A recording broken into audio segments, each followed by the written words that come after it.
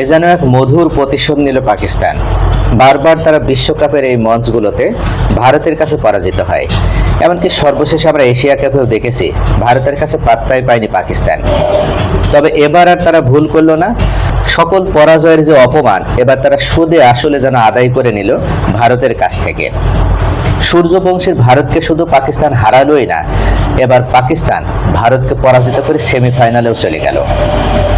দোহায় চলছে rising stars Asia cup.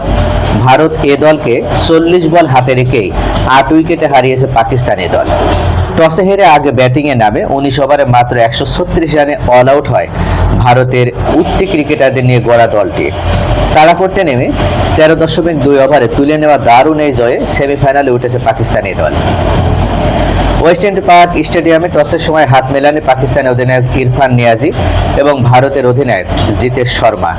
গত সেপ্টেম্বরে অনুষ্ঠিত এশিয়া কাপে ভারত ও পাকিস্তানের জাতীয় দলের অধিনায়ক নিজেদের মধ্যে মুখোমুখি হওয়া ম্যাচেও হাত মেলাননি। ছোটদের এশিয়া কাপেও দুই প্রতিবেশী দেশের দ্বৈরথে এই ধারা বজায় রইল। আগে ব্যাটিংয়ে নেওয়া ভারত এ দলের হয়ে দারুণ শুরু করেছিলেন বিস্ময় বালক বৈভব সূর্যবংশী। 3 ছক্কা ও 5 চারে 28 বলে 45 রানের ইনিংস খেলেন এই ওপেনার। 3-এ নামা নামান ধীর করেন 20 বলে 35 রান। তাদের বাইরে আর কেউ সেভাবে রান করতে পারেননি।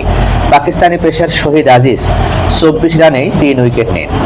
2টি করে উইকেট নেন শন মাসুদ, সাদ মাসুদ ও মাস সাদাকাত। পাকিস্তান এই দলের জন্য লক্ষ্যটা কঠিন হয়ে ওঠার কথা ছিল না। ব্যাটসম্যানরা তা হতেও দেননি। ওপেনার মাস সাদাকাত খেলেন 47 বলে অপরাজিত 79 রানের এক দুর্দান্ত ইনিংস। 4 ছক্কা ও 7 চারে ইনিংসটি সাজান তিনি। মোহাম্মদ ফাইক অন্য প্রান্তে 16 রানে অপরাজিত ছিলেন। যশ ঠাকুর ও সুইশ শর্মা একটি করে উইকেট নেন ভারতের হয়ে। তো প্রিয় দর্শক, এই ম্যাচেও আমরা দেখলাম যে পাকিস্তান এবং ভারতের এই দুই অধিনায়ক তারা কিন্তু হাত মেলালেন না। আসলে এই শত্রুতা আমরা খেলার ভিতরে দেখতে চাইনি। তাদের রাজনৈতিকভাবে সমস্যা থাকতে পারে প্রতিবেশী দুই রাষ্ট্রের, কিন্তু খেলার জায়গায় যে সম্প্রীতি সৌহার্দ্য ছড়িয়ে দেওয়ার কথা, সেখানে কেন এই শত্রুতা? আর এটা শুরু করেছিল ভারত। ভারতকেই শেষ করতে হবে।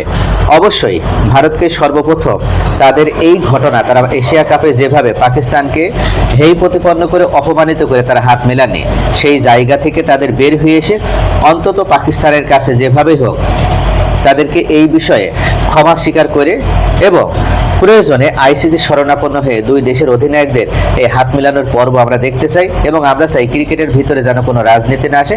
ক্রিকেট মানেই যে একটা বিনোদন, এটা যেন সকল মানুষের কাছে আরো বেশি করে ছড়িয়ে দেওয়ার সুযোগ করে দেওয়া হয় আইসিসির পক্ষ থেকে।